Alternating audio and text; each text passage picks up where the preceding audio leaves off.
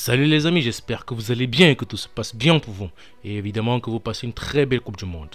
Le Cameroun et la Suisse faisaient leur entrée en lice aujourd'hui pour la Coupe du Monde 2022.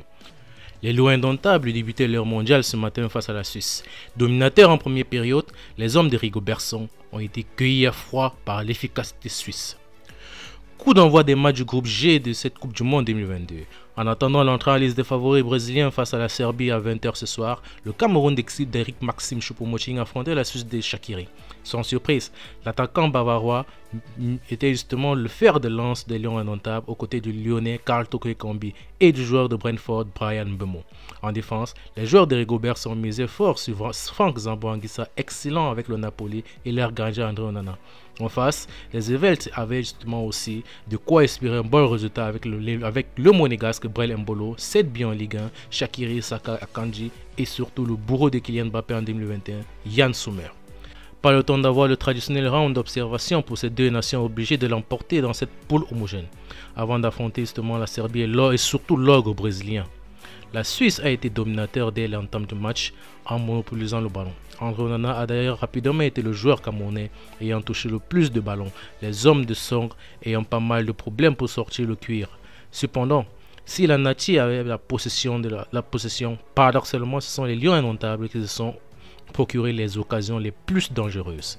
À la 10e minute, Yann Sommer a mal renvoyé une tentative de Bryan Mbeumo sur Karl Toko Ekambi qui n'a pas su trouver son tir alors qu'Eric Maxime Choupo-Moting était seul à côté. 4 minutes plus tard, l'attaquant du Bayern de Munich aura également sa chance, mais Sommer s'est une nouvelle fois interposé à la 14e minute. Performant, le portier Evelt n'a pas eu le temps justement de chômer durant cette première période, puisqu'après une frappe lointaine de faille à la 25e minute, Sommer a dû s'employer sur une frappe d'Ongla dégagée en catastrophe à la 30e. Performant en contre, notamment avec un Choupo-Moting très précieux dans ses décrochages, le Cameroun aurait pu obtenir un penalty après un tacle non maîtrisé de Widmer sur Karl Toko Ekambi sur un centre millimétré de faille à la 35e.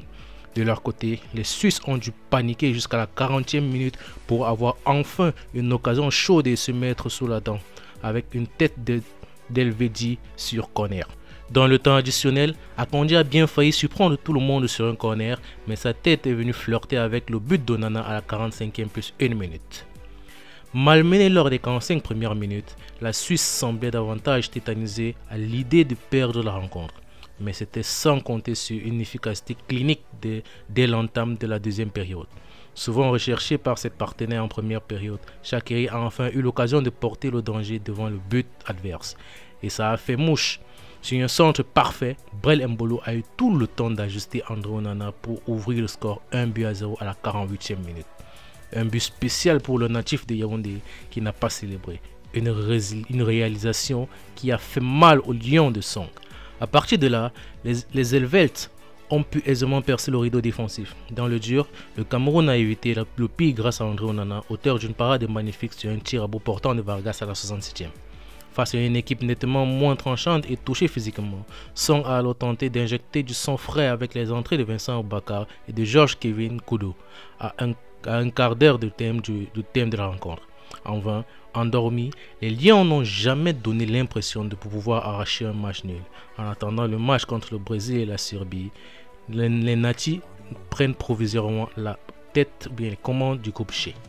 Continuons cette fois-ci avec justement le match entre l'Uruguay et la Corée du Sud. Les quelques équipes qui n'avaient pas encore démarré leur Coupe du Monde en 2022 entraient en lice aujourd'hui. Et c'était justement le cas des formations du groupe H avec l'Uruguay et la Corée du Sud qui s'affrontaient pour cette première journée des phases de poule. Un duel très attendu avec une nation sud-américaine qui arrive avec un groupe assez rajeuni par rapport aux derniers mondiaux et un 11 titulaire dans lesquels on retrouve notamment Darwin Núñez, Fede Valverde. A noter tout de même que la présence des tauliers Diego Godin en défense et Luis Suarez en point de l'attaque, alors que Edinson Cavani demeurait sur le banc de touche. En face, il y avait notamment la présence de Son Heung-min comme principal danger ou l'ancien bordelais Wang Yujo. Et justement un 11 principalement composé de joueurs évoluant dans le championnat local.